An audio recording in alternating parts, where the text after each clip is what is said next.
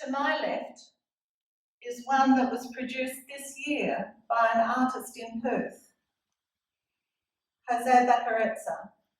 He's currently in Chile visiting his family. He is Chilean, but he's going to come into us online and we can ask him questions. 2022, 1932. Just the clothes are different and the state of the person is different. This was here in Perth. This was back in Ukraine in a village. And has left us with a wonderful legacy of the Holodomor. And again, her painting. Now we're going to meet Jose. So, born in Chile through Pinochet's dictatorship. And I'm very keen to find out some details, as I hope you are, of this painting, what prompted him to do it.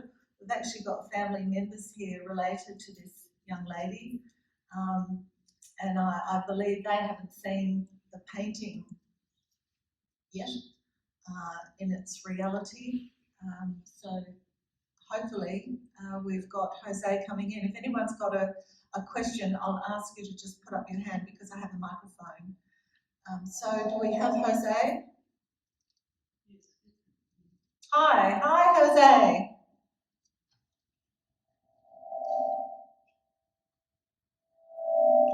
All right. Can you hear me? Okay. So we can't hear you. So my big question is,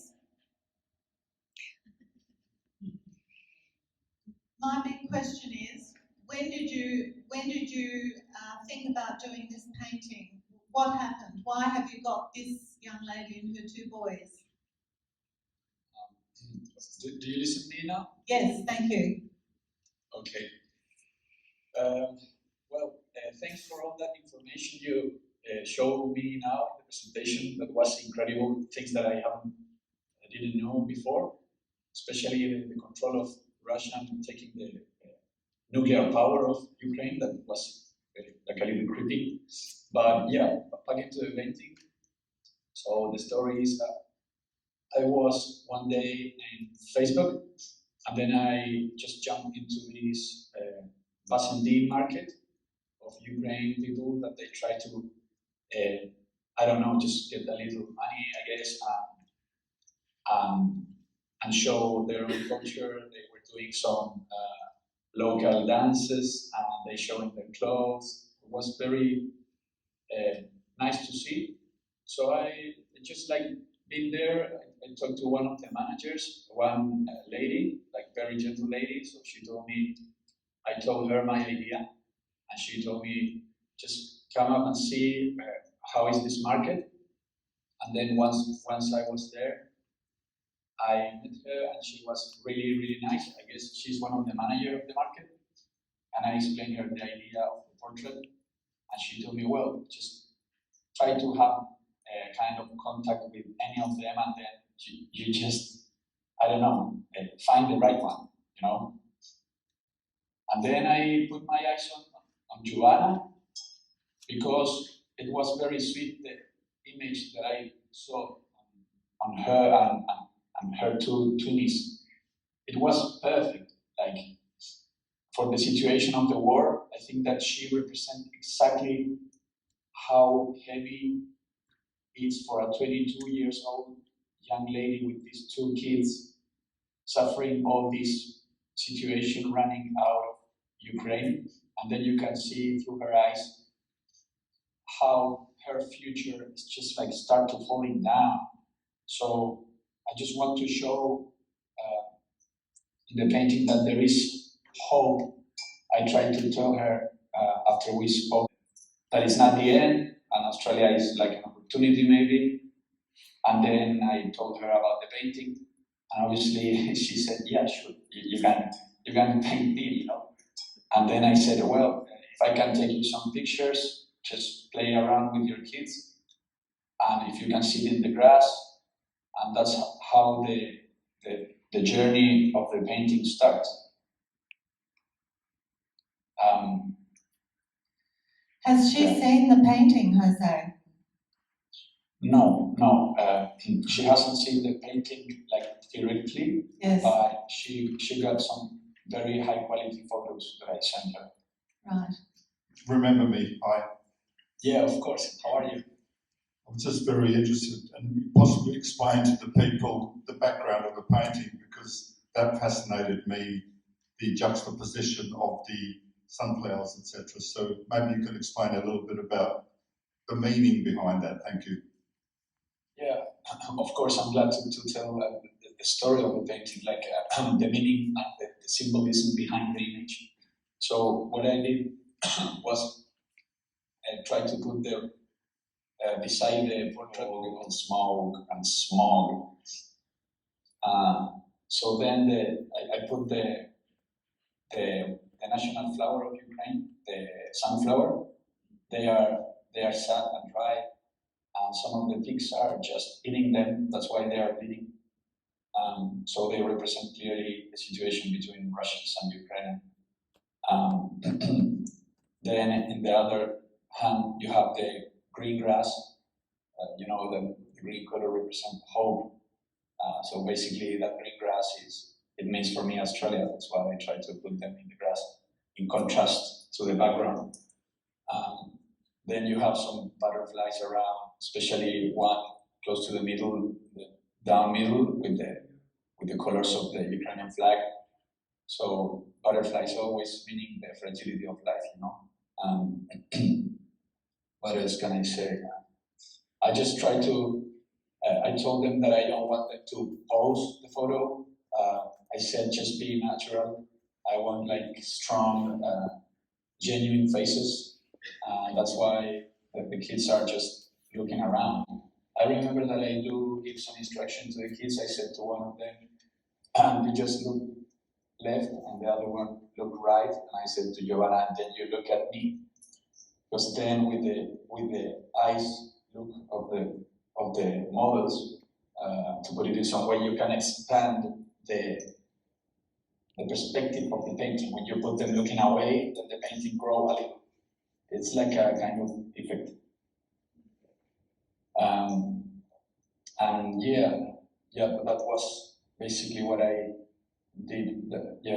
All that symbolisms are really clear in the painting, I guess. Jose, when you saw the other painting of the Holodomor of 1932-33, how did you feel? Wow, that was shocking. It was very strong.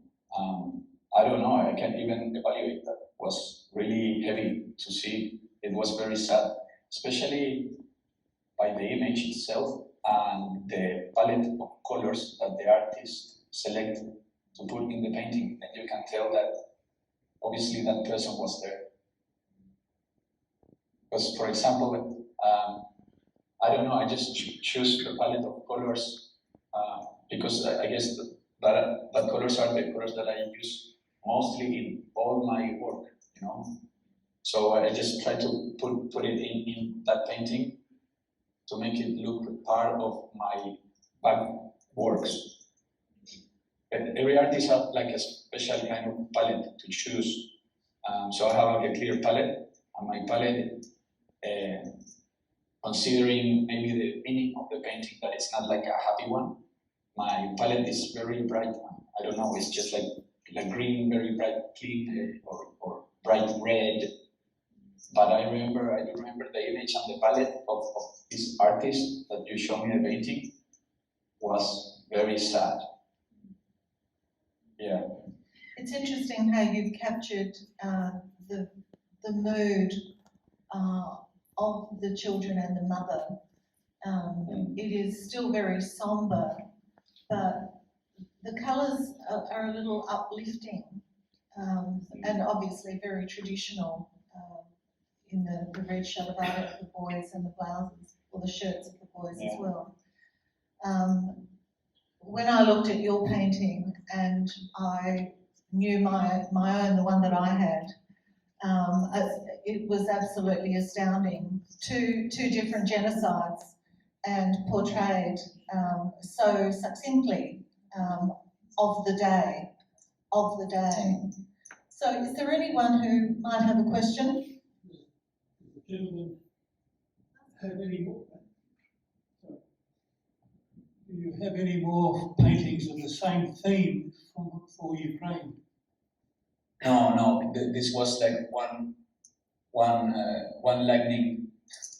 I mean, all my paintings are the same classic style, but this was like just like a individual idea. Yeah. Just another question. Sorry. Maybe I should develop more. I don't know. Hi, Jose. I don't know if you can see me. My name is Jakub Stefanowski. I was born in Poland, but I'm living in Australia now. And it happened that last month I was in Kiev when it's been bombed. Coming back in here in Australia, I have another project which is going to be going around Perth. And I understand that you're living in Perth, right? Yes. So are you familiar with the sunflowers being painted all around the places in Fremantle? Yes. So that's my friend, and we want to collaborate together to do something together. And I just wanted to ask you if you would like to be involved in this. Yeah, sure, of course. Maybe I'll ask Lisa after, and then she can give you my Instagram, and we can get in contact straight away. I'm very, very clear and fast to answer. Definitely. Okay, let's stay in touch. That would be lovely. Yeah, sure, man. Don't worry. So Jose, Thanks. are we able to put Ali in touch with him immediately? Yeah. Yeah, she's Okay, here, so we might set that up before the end of this day. Somebody else had a question? Yeah. No. The big question I have, and I think I asked you at the time when I saw the painting, was what do you want to see happen to your painting?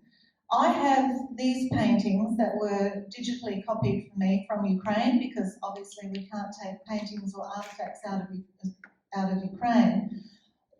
Yours is here now. What do you want to see happen with this very important image of a genocide of today?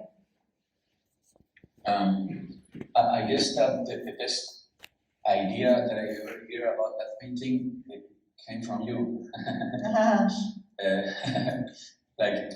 Because you told me very direct and genuinely as well, like, well, I guess that this painting, I know that it's part of your artwork, but at the same time, this is different than the others, because you know my style and my paintings are lots of fantasy, realism, but are just like images with my feelings on them.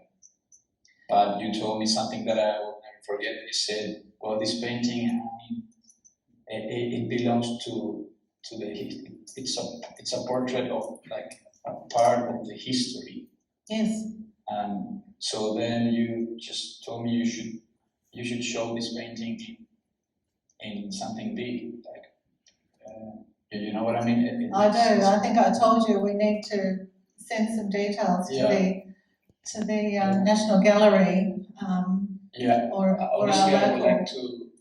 I'm planning like a solo show, maybe at the end of the next year. That painting is gonna be there with my other paintings, you know. I can't wait for you to come back home so that we can have an exhibition. So I'm going to wind it up here, Jose. We've got a couple of things to finish off with, but I want to say a sincere thank you to you. What time is it in Chile? What time? I guess that it's like 3:20 or 3 in the morning.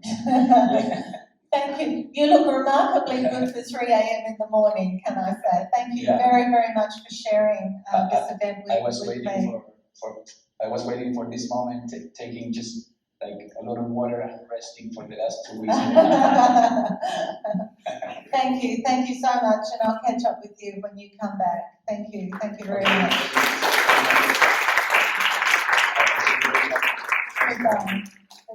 Goodbye. Goodbye.